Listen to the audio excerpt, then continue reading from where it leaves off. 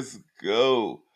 Oh man, Joel Embiid is in the news for all the wrong reasons, Bobby. He has yet to step on an NBA basketball court this season and is ruffling feathers in the Philadelphia media amongst the Philadelphia fan base. And last night things came to a head after the Philadelphia 76ers lost to the Memphis Grizzlies to fall to 1-4. We're going to discuss it right after the intro.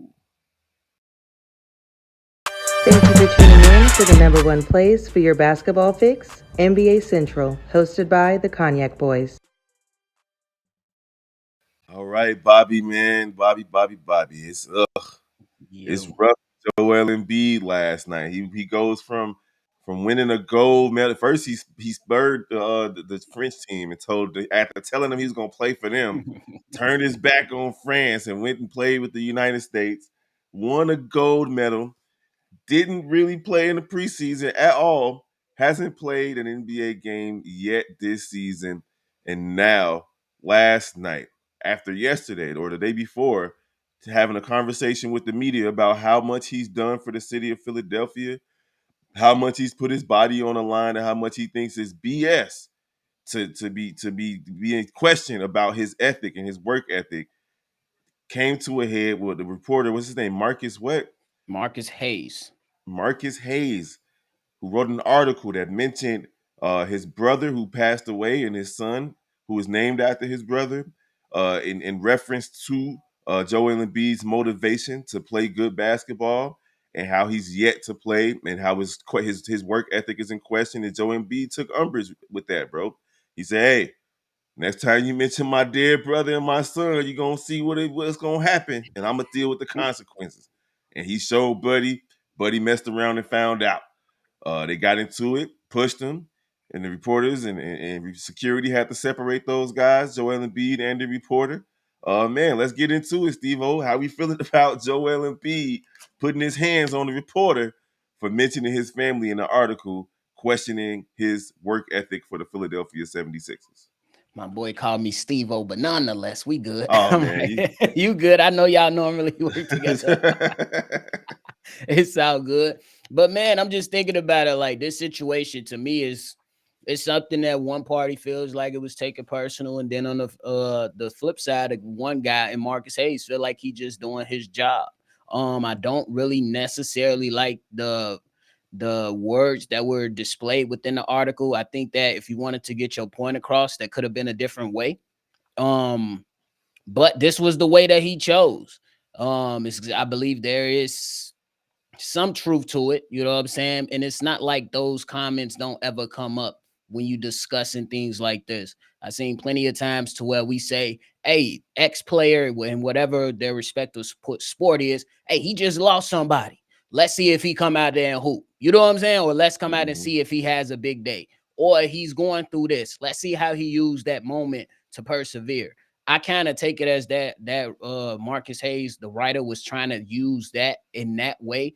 I personally don't think it was something that he was trying to use as like a derogatory term or a phrase or a sentence towards Joel Embiid. It's just that Joel Embiid took the shit personal because it's not the first article coming from Marcus Hayes in the last few weeks. Now, I do feel like I can understand where both guys are coming from, but from Marcus Hayes, it seemed to be and I'll read the article or excerpt from the article. A Philadelphia Inquirer, I believe, is where he works. Yep. Uh, in a second, but it seemed to be kind of passive aggressive, or if not, just backhanded. The way that he referenced Joel Embiid's brother and son to get his point across, and I believe that's why Joel Embiid hadn't took offense to it, because it wasn't like he was talking about the legacy of Joel Embiid in a positive light when he brought up Arthur and his son is named Arthur as well. Joel Embiid's brother Arthur, he named him after his son. But here it is, the article, an excerpt from the article from Marcus Hayes in the Philadelphia Inquirer. Joel Embiid consistently points to the birth of his son Arthur as the main inflection point in his basketball career. He often says that he wants to be great and leave a legacy for the boy named after his little brother, who tragically died in an automobile accident when Embiid was in his first year as a 76er. So after saying that, which is already touchy enough. He follows up with, well, in order to be great at your job, you first have to show up for work. Embiid has been great at just the opposite. Now in his 11th season, he consistently has been in poor condition. The poor conditioning has apparently seems to have delayed his debut this season.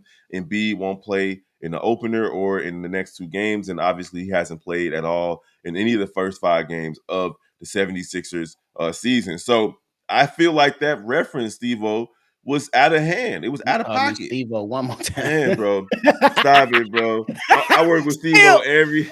I work with him every day.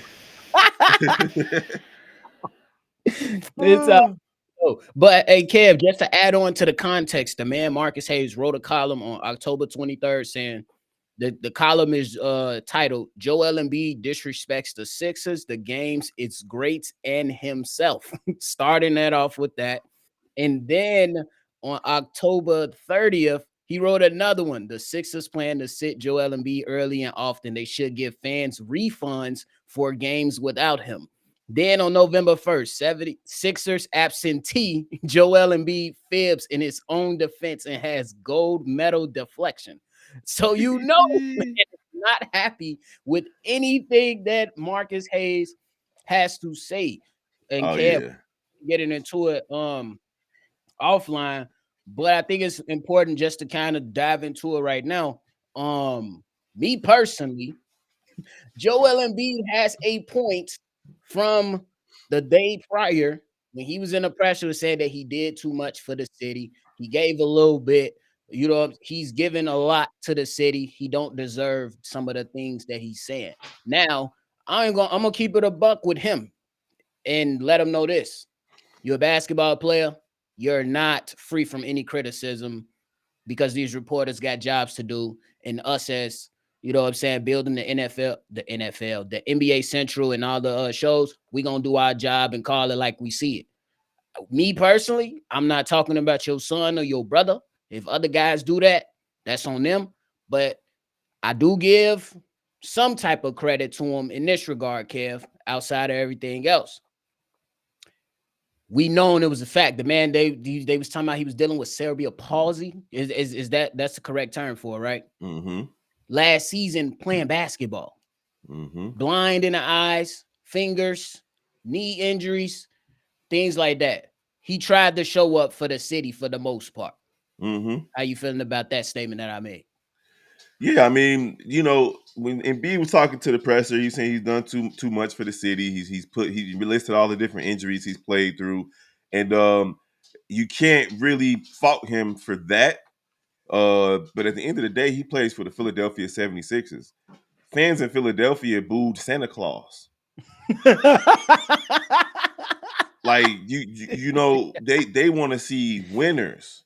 They want to see Yes. championships, banners, and frankly, from what they see, it's the optics. Okay, yeah, you fought through injuries. You played in a mask. You played on a bad leg. So on and so forth. We've seen it ourselves. We watch pretty much every basketball team in the league, and I've seen Joel Embiid fight through it. But you're a basketball player. There's no such thing as doing too much for your job. You make too much money to be saying that you're doing too much for something that you have to do for 35 minutes a night when you actually do get on the court. So, from a fan perspective, to see my all-star former MVP player play in the Olympics, which was just a couple of months ago, and then not play in the regular season at all, followed up by saying I'm not gonna play no back to backs. Well, you ain't even playing no nothings, not And even that's back when to I backs. and that's when I lean over to your side. Like two things can be true. On the first hand, we could say, hey, he's going out there and try. But then on the flip side, we say, this is a production-based league. You came into the league saying, trust the process. My guy, the trust the process ain't got us to an Eastern Conference Finals yet. Mm-mm. From what the fans could be saying. And I'm pretty sure if I don't know Marcus Hayes, but if What? my man's Marcus Hayes is a Philadelphia Eagles Okay. fan, a Philadelphia 76ers fan, he gonna feel some type of way about not seeing Joel Embiid play. So I think that's what it's gonna come down to when you look at Joel Embiid. Joel Embiid, it's not gonna be 100% fair. Yes, you gave some, you know what I'm saying. Even went out there and risk injuries and stuff like that. You could get credit for that. But what you're not gonna get credit from is these fans that expect it to trust the process in favor of a championship, or at least getting close to seeing a team play for one. You ain't got them close, bro. You And ain't they've even got done them close. and they've done everything to build around Joel Embiid for Absolutely. the Philadelphia 76ers franchise. We can list off plenty of names from uh, uh, Jimmy Butler to James It's Harden hard. to Tobias Harris, which was they didn't have to get him Yeah. no max contract, but you know, and the Coaches. list coaches. So many coaches, a few coaches have come through there now that have been jettisoned in favor of building around the process. Yep. Even players that they drafted in the top 10 and top three, in Markel Fultz and Ben Simmons and so on and so forth, have On the been real, yep. kicked off the team in favor of Joel Embiid. So just like you've given everything to well, as much as you say that you've given to the franchise, they've given you all that plus more, in my Yep. opinion, to try to get you over the hump and get you to the promised land. And I'm gonna be frank about Joel Embiid. It feels as though he was more concerned about winning the MVP, especially after watching Nikola Jokic win 3 out of the last four, and the one that he didn't win was the one that they pretty much gave to Joel Embiid because it was kind of like, voter fatigue for Jokic, because Jokic could have won that one that Joel Embiid got as Yeah. well. It wasn't like it was a runaway situation for Joel Embiid. Okay, so at the end of the day, he got that MVP, and it's like he rested on his laurels. Like, I'm sorry to tell you this, my guy, MVP is not a championship. Yeah. It's not. That's a individual accolade that a lot of fans really don't give a shit about. Like, to be honest with you, we'd be like, yeah, my guy won MVP or my guy deserves MVP, and we be all for it. But at the end of the day, we want to celebrate championships. That's what we want to celebrate. Because when you get you, I haven't experienced a championship from the Bears or the Bulls, but I experienced some bragging rights, even though I wasn't even a fan of baseball when the Cubs won and when the Sox won. And hell, I barely watched the Blackhawks, but when they won, it gave me bragging rights. When people's like, "Where you from?" Chicago. Oh shit, the Blackhawks just won. So those Mm-hmm. people in Philadelphia, they want to say, "Oh shit, the Eagles just won. Oh shit, the Mm-hmm. Sixers just won." Mm-hmm. So Joel Embiid, honestly, Kev, he should have just let it lay where it's gonna lay, because this is a situation I don't think you're ever gonna win, because the fans' voice and the media's voice is going to drown his voice out, especially after you just push somebody because of what they said. Yeah, that's back to the topic of, my guy, like, you got more emotion and fervor and gangster toward this reporter than you do toward the rest of the league. Like, put that energy on the basketball court.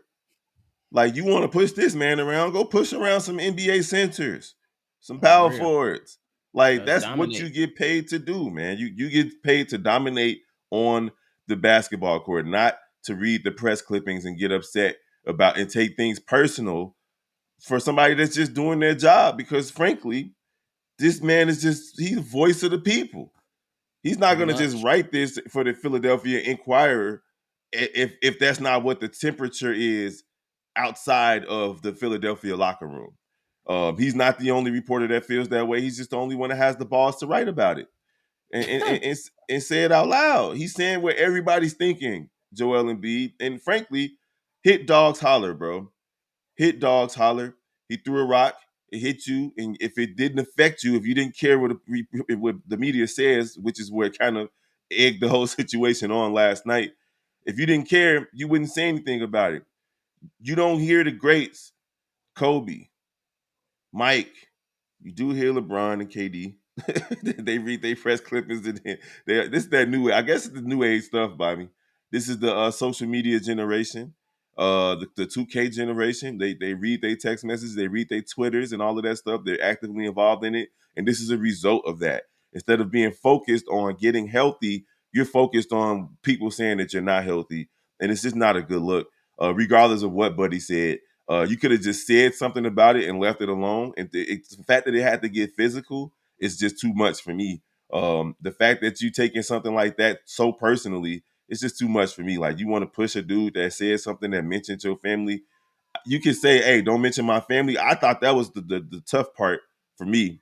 It's like, hey, okay, you mentioned my family, don't do it again. And that's where you leave it Right. alone, Bobby. But Right. to get to the point where you want to push him, that's just too much. He was giving Drake vibes. It looked like Drake For wanted to me, fight DeMar he DeRozan hate last me. night. He hate That me. man Drake, did you see the way he was staring at DeMar DeRozan last night? Like he Man, was going, Drake better get that goof ass shit on like you finna do bro, something on this court. No. bro, who Come are you? enjoy the game and get your ass on, bro. Are you a mob boss? And then for Drake to just to change the subject a little bit, just for Drake to tell people live on Toronto on Vince Carter's night of all, he always got to make it about himself, right? But on Vince Carter's night, getting his jersey retired, the first Raptor in Raptor history to get his jersey retired, to say, oh, to bring it up off topic too, because nobody mentioned DeMar DeRozan to Right. him. Talking about some, oh, if you put his name, if it's jersey in the Raptors, I'll climb up there myself and pull it down. And shout out to DeMar responding saying, well, he's going to have a long way to climb because the Raptors are absolutely Absolutely. going to retire his jersey. The man's the Facts. all-time leading scorer in Raptors history, so there's no way he's not going to have his jersey retired. But at the end of the day, Drake, man, shut up, bro. You ain't tough, bro. Like, even if you are tough, that don't even look like you staring at this man, DeMar DeRozan from Compton, like he like you about that life, bro. The people around you might be about that life, but if you gonna swing, then swing, Drake. He ain't gonna swing in no NBA game. Come on, man. That's why he should have just let it go. Let it go. And that's the same shit with Joel Embiid. To me, Kev, he had plans on addressing Marcus Hayes. Because if y'all go back and watch the first clip of the day prior where he's talking about his injuries and he did so much for this, You can play in it. the beginning of that, he was looking for Marcus Hayes. Let's play In it. the beginning. Here it is. Approach in missing these games to start the season? It was never decided. Like I said, it's been everybody has been on the same page. If your body doesn't react well, and if your body tells you one thing, and I've done it. From what I can tell you, I've broken my face twice. I came back early with the risk of losing my vision. Had broken fingers. I still came back. So I'm not gonna sit here and be like, when I see people saying he doesn't want to play, I've been way too much. I've done way too much, for this city, and putting myself at risk, for people to be saying that. So I do think it's bullshit. Like that dude, he's not here. Marcus, whatever his name is. I've done way too much for this fucking city to be treated like this. So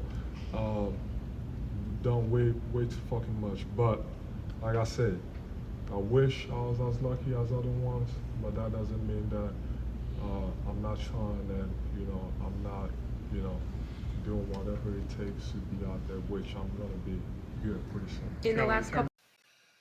So Told you. part of He language, was looking for Marcus. part of his language, but he was ready. He was ready for the smoke. He was ready for Marcus. He pretty much let us know right there that he was looking for him. So when he got the opportunity to see him, it was up there. When he saw him, he saw him. It's like how I feel about Jason Whitlock. If I ever see Jason Whitlock, I'm swinging on Buddy, bro. Uh-huh. It's on site, bro. It is on site. So it was on site with Buddy, man. And Joel Embiid, man, focus on basketball, bro. Because yet again, the 76ers are trying to build a team around you in your 11th year. You got Tyrese Maxey. You got Paul George. You got Nick Nurse as a coach. They're trying their best to make sure that you have a chance to win a championship, which I still don't think is enough, considering all the moves that the Knicks have made, and Boston is still playing, and Cleveland's playing really good basketball right now too. And they need you out there, and you're gonna have to dig yourself out of a hole when you finally do come back and play. And it just doesn't look good right now, bro. Because if you saying that your body wasn't reacting, then why was it reacting 2 months ago?